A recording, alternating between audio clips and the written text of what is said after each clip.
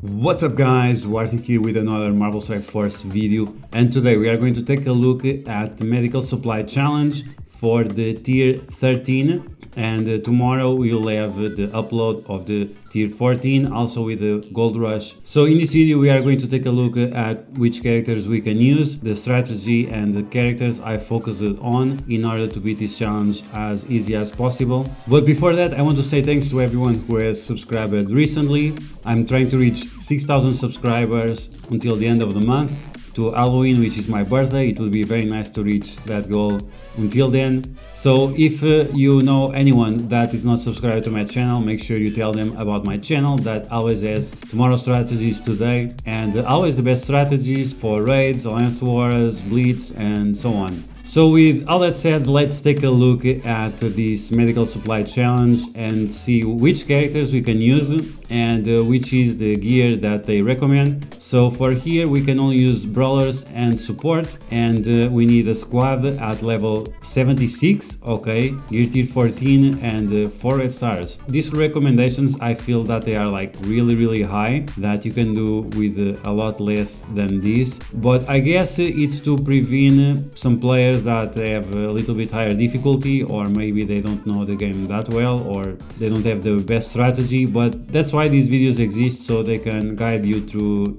it and help you to beat this as easily as possible. Okay, so we can use support characters and brawler characters. So as you can see, we have amazing characters right here. There are some characters I decided not to use because I think they are not available to everyone, one of them being Ultimos and the other one being Mr. Sinister. So I decided to use only characters that are easily obtainable, or because they are legendary, or because they are pseudo legendary. Also Carnage, I use him. He's not very easily obtainable, but it's not one of the worst. Then I'm not sure if I used Minerva or not. I can't remember even that I did this only a few hours ago. But there are a few characters that are quite good here, and you can focus your strategy around the characters that you have available. But we'll take a look at the video that I did and see which characters we need to focus on and which changes we can do to the characters to make this and have an easier time in case you don't have all the characters that I used.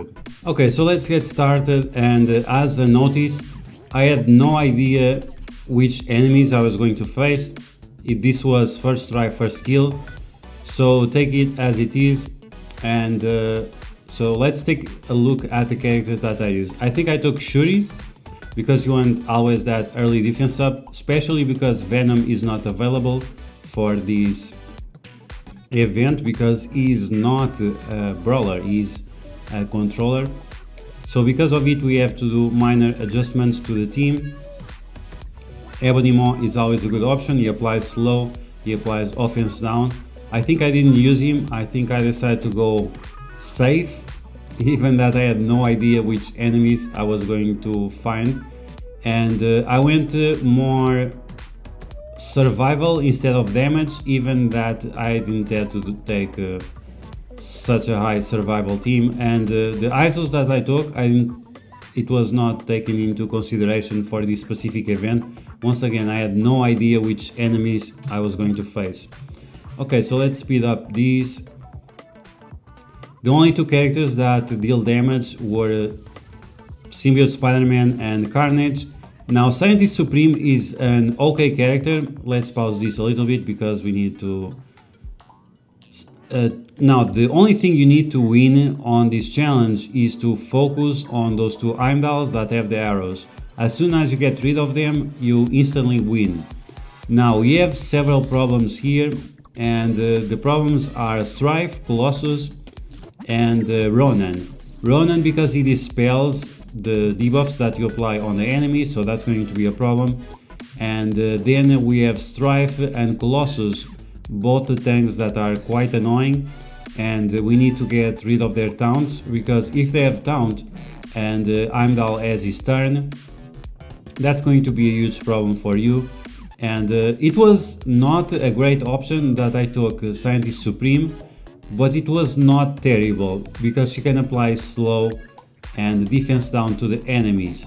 Probably a better option in terms of the slow would be Ebony Maw, So instead of Shuri, we would have Ebony Maw, or instead of Minerva, But with the Scientist Supreme, it was an okay option. Once again, because she applies defense down and slow, it's not terrible. Even that, we will not be able to flip the effects. And that is always helpful because we can do more damage thanks to it. So I decided to focus on Ronan because he's going to dispel everything. But as you see, I was not able to. So maybe if I would have focused on Strife, it would have been a better option.